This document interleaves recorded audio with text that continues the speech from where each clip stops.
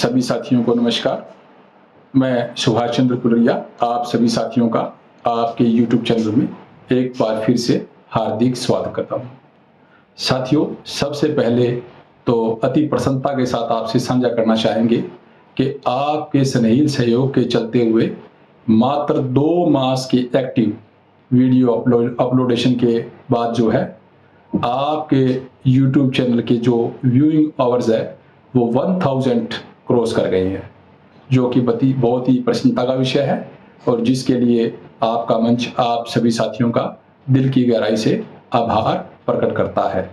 और हमें आशा ही नहीं, पूर्ण यकीन है कि आप सभी साथियों का स्नेह इसी प्रकार जो है बना रहेगा और आपका चैनल जो है वो इसी प्रकार से दिव्यांग जगत के क्षेत्र में अपनी एक महत्वपूर्ण भूमिका जो है वो अदा करता रहेगा।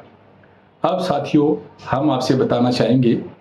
कि आपके मंच के नेतृत्व के निर्देशों की अनुपालना में अब हमने यह निर्णय लिया है कि जो भी साथी कमेंट बॉक्स में अपनी क्वेरीज लिखेंगे, आने वाले वीडियो में उन साथियों की क्वेरीज को हम बाय नेम जो है वो आपसे साझा करेंगे और उनकी जो भी रेमेडी बनती है, जो भी गाइडेंस बनती है या जो भी उनकी रिक्वायरमेंट है, उसके ऊपर हम अपने विचार जो है आपके साथ साझा करेंगे। चाहे हमारा जो वीडियो है उसका टॉपिक कुछ भी हो, लेकिन हम जिन साथियों की विभिन्न मुद्दों पर जो भी जो है क्वेरीज कमेंट बॉक्स में हमें प्राप्त होगी, उनकी जस्टिफाइड जो क्वेरीज है उनको हम लेते हुए सबसे पहले जो स्टार्टिंग नोट है उसके अंदर हम उनके ऊपर चर्चा करेंगे। तो साथियों, ज्यादा से ज्यादा जो है अपने YouTube चैनल के वीडियोस को लाइक करें और अपने डाउट्स को कमेंट्स बॉक्स में लिखें ताकि वो हम तक पहुंच पाए और हम आपको उनका जवाब समय रहते दे सकें। अब साथियों, आज की वीडियो में यद्यपि हमने UDID कार्ड के संदर्भ में पीछे जो है विस्तृत चर्चा जो है विभिन्न जो है ओकेजन्स के ऊपर वीडियोस अपलोड करने के माध्यम से जो है आपको देते रहे हैं, लेकिन फिर भी साथियों के जो है काफी समस्याओं का सामना करना पड़ रहा है और हमारा दायित्व बनता है कि आपकी जो वाजिब समस्याएं हैं उसके निराकरण में हम आपकी मदद कर पाए, आपको मार्गदर्शन दे पाए। तो सबसे जो पहले मैं आपको बताना चाहूंगा साथियों कि हमारे पास जो प्रश्न आ रहे हैं कि UDID पोर्टल पर साथी जो है वो अप्लाई करते हैं, अप्लाई करके सबमिट कर देते हैं और घर बैठे इंतजार करते हैं 1 मास, 2 मास, 3 मास और उनका UDID कार्ड नहीं आता है। तो साथियों, जब ये UDID पोर्टल शुरू में जब हरियाणा में पायलट प्रोजेक्ट के तौर पर स्टार्टिंग हुई थी, तो उस समय जो है वो विभिन्न जो सिविल सर्जन अथॉरिटीज है उनके स्टाफ को ट्रेनिंग नहीं दी गई थी भारत सरकार द्वारा, जिसके चलते हम अपना पुराना दिव्यांगता प्रमाण पत्र जो है वो पोर्टल पर अपलोड कर देते थे और अथॉरिटीज उसी को वेरीफाई करके आपको घर बैठे ही UDID कार्ड जो है वो जारी कर दिया करते थे। लेकिन समय रहते जो है अब जो है वो तमाम जो सिविल सर्जन अथॉरिटीज का स्टाफ है उनको भारत सरकार द्वारा नोडल ऑफिसर्स द्वारा जो है वो प्रॉपर ट्रेनिंग प्रोवाइड करवा दी गई है, इंफ्रास्ट्रक्चर भी प्रोवाइड करवा दिया गया है। तो अब जो वर्तमान स्थिति में जो सिविल सर्जन ऑफिस जो इंस्ट्रक्शंस फॉलो कर रहे हैं साथियों, उसके मुताबिक यदि आपने UDID पोर्टल पर अपना केस अप्लाई कर दिया है और आपका दिव्यांगता प्रमाण पत्र यदि 3 वर्ष से ज्यादा पुराना है, तो उस कंडीशन में आप अपने जो UDID कार्ड की एप्लीकेशन की फोटोकॉपी लेकर के जिस दिन भी मेडिकल बोर्ड आपके जिले में बैठता है, मोस्टली बुधवार को बैठता है, तो या ब्लॉक लेवल पे अब जैसे रोहतक डिस्ट्रिक्ट के अंदर ये इनिशिएटिव हुआ है कि तमाम ब्लॉक्स के अंदर UDID कार्ड बनाने का जो है वो कैंप्स लगाए जा रहे हैं, उसकी शेड्यूल जो है वो हम आपसे साझा करेंगे। तो इसी तरीके से अपने अपने जिले में आप जागरूक रहें, अगर ऐसा आपको अपॉर्चुनिटी मिलती है तो आप उसे ग्रैब करें और कहीं भी किसी भी कैंप में जहां पर भी सिविल सर्जन बोर्ड जो है वो अपनी टीम लेकर के जो है वहां पर मेडिकल जो असेसमेंट के लिए आ रहे हैं तो आप बेशक वहां पर करवा लें, लेकिन अदरवाइज एल्स जो है आप अपनी एप्लीकेशन की फोटोकॉपी लेकर के सिविल सर्जन बोर्ड के जिस दिन भी असेसमेंट का डे फिक्स है आप जाएं, अपनी असेसमेंट करवाएं और वहां पर ज्यादातर सिविल सर्जन जो है वो अथॉरिटीज है वो क्या कर रही हैं, एक हार्ड कॉपी में डिसेबिलिटी सर्टिफिकेट आपको उसी टाइम मेडिकल असेसमेंट के तुरंत बाद प्रोवाइड करवा रही हैं, जो कि एक UDID ही है। यदि आपसे UDID कार्ड मांगा जाता है तो आप वो hard copy latest disability certificate की दिखा सकते हैं कि ये मेरा असेसमेंट हो चुका है जी, UDID कार्ड पोर्टल पर अपलोड नहीं हुआ है, तो वो आपका कंसीडरेबल है। यदि आपके यूडीआईडी कार्ड अप्लाई करने के 2 या 3 सप्ताह के भीतर भी आपका पोर्टल पर यूडीआईडी कार्ड अपलोड नहीं होता है, तो उस स्थिति में आप अपनी एक्नॉलेजमेंट लेकर के कंसर्न सिविल सर्जन अथॉरिटी के ऑफिस में संपर्क करें और उनसे अनुरोध करें कि आपका यूडीआईडी कार्ड जो है वो पोर्टल पर अपलोड कर दिया जाए। एक्चुअली इशू क्या है कि स्टाफ की शॉर्टेज की वजह से रीअसेसमेंट के बावजूद भी यूडीआईडी कार्ड कई दिनों तक, और कई जिलों में तो कुछ साथियों की शिकायतें आ रही हैं कि कई महीनों तक जो है वो पोर्टल पर अपलोड नहीं हो रहा है। दूसरा जो सबसे बड़ा प्रश्न साथियों के ऊपर तरफ से जो है हमारे पास आ रहा है कि कुछ जिलों में स्थायी दिव्यांगता होने के बाद भी जो कंसर्न सिविल सर्जन अथॉरिटी है वो आपका जो यूडीआईडी कार्ड के लिए जो डिसेबिलिटी सर्टिफिकेट ऑनलाइन पोर्टल पर आपका जो अपलोड कर रहे हैं उसमें वैलिड फॉर 5 ईयर्स लिख रहे हैं।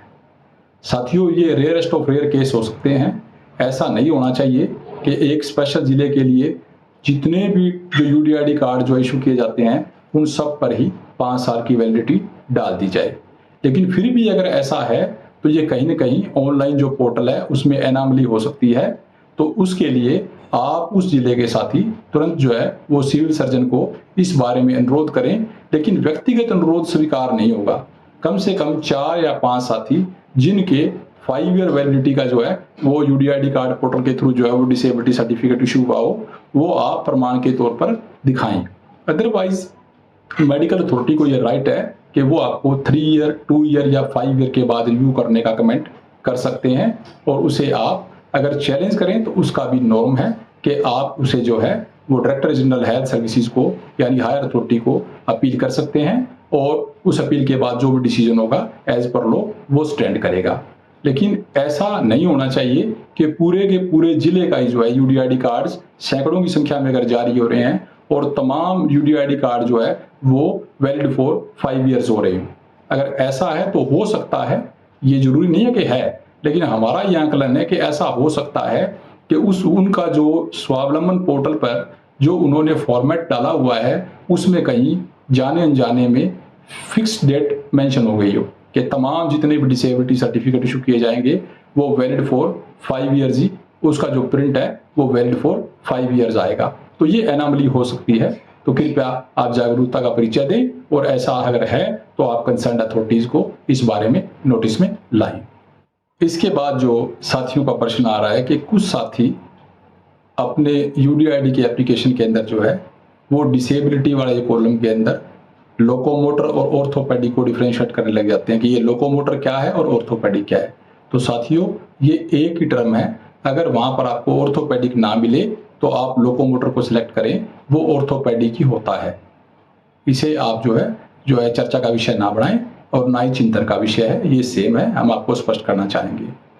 इसके बाद कुछ साथी ये प्रश्न करते हैं कि डिसेबिलिटी सर्टिफिकेट के लिए उन्होंने ऑनलाइन अप्लाई किया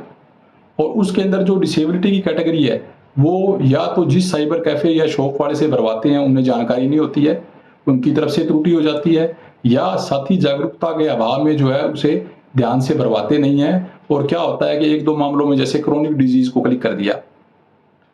अब मेडिकल बोर्ड ने रिसेसमेंट की है, वहां तो आप लोकोमोटर हैं, वो अपनी रिपोर्ट के अंदर लोकोमोटर लिख रहे हैं,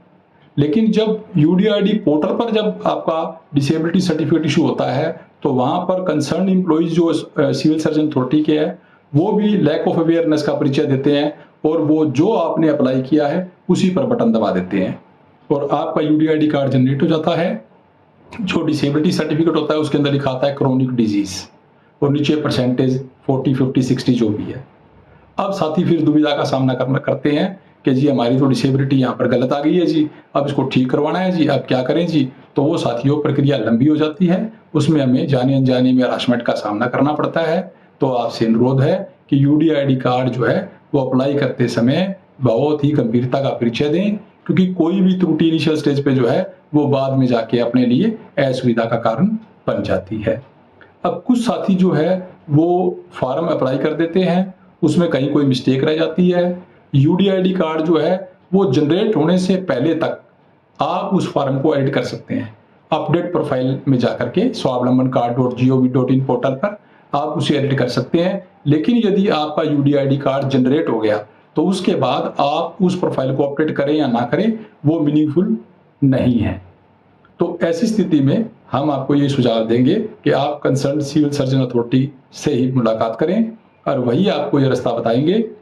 कि आपका जो पहले यूडीआईडी कार्ड जनरेट है उसमें कोई मेजर मिस्टेक रह गई है। यद्यपि गलती वो हमारी है, लेकिन उनको रिक्वेस्ट की जा सकती है, तो डेफिनेटली वो आपको कोई ना कोई प्रोसेस उसका जरूर बताएंगे और आपकी वो त्रुटि दूर होगी। लेकिन हमारे एंड पर वो मॉडिफिकेशन या रेक्टिफिकेशन नहीं हो सकती है, क्योंकि आपने वो सबमिट कर दिया और उसको आगे डिपार्टमेंट ने प्रोसेस करके फाइनल डॉक्यूमेंट भी आपको इशू कर दिया है। तो कृपया इस संदर्भ में जो है साथियों, आप अपने कंसर्न अथॉरिटी से जो है बातचीत करें। तो आज की वीडियो में साथियों इतना ही।